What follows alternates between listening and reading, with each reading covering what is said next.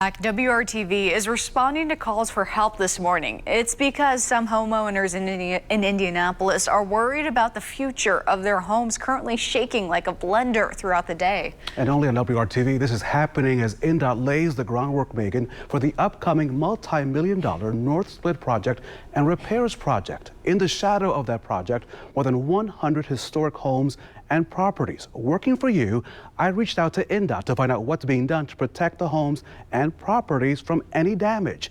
Details from INDOT in a moment, but first, only on WRTV this morning, let me show you the problem.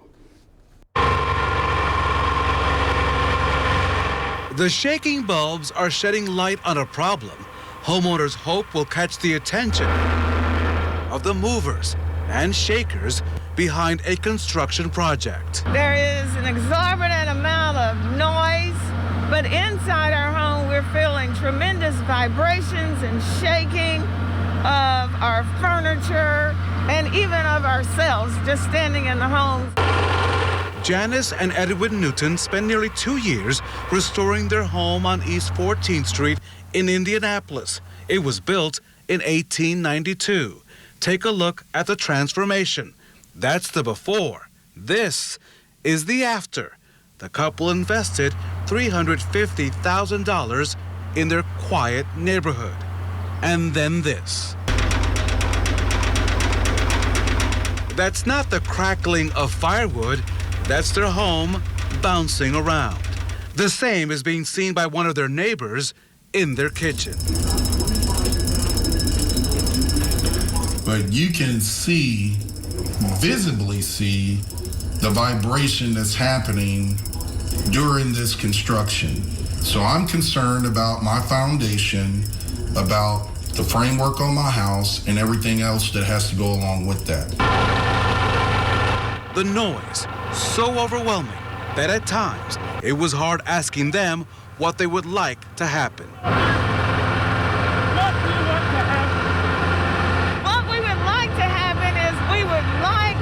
Companies that are involved to identify and implement a less invasive measure to accomplish their goal.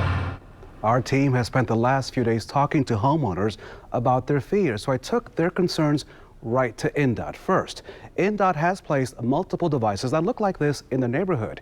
It's measuring the vibrations. It will send construction crews an alert when the vibrations get to 75% of the allowable limit. An INDOT spokesperson tells me to this date, no monitors have experienced a triggering event. At this point, all vibrations, I'm told, have been under half the limit. Now, under federal law, an impact study is required to determine how the project would impact homes and properties. INDOT also consulted with historic preservation groups.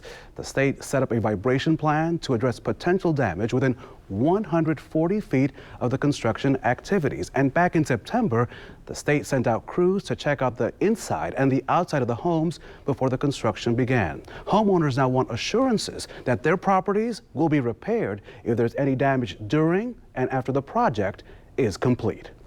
What happens if there is damage post the project being completed?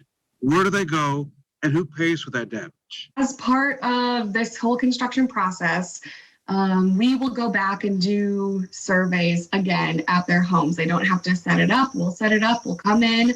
We'll do those surveys for the homeowners. There is damage. It will be assessed and then paid for.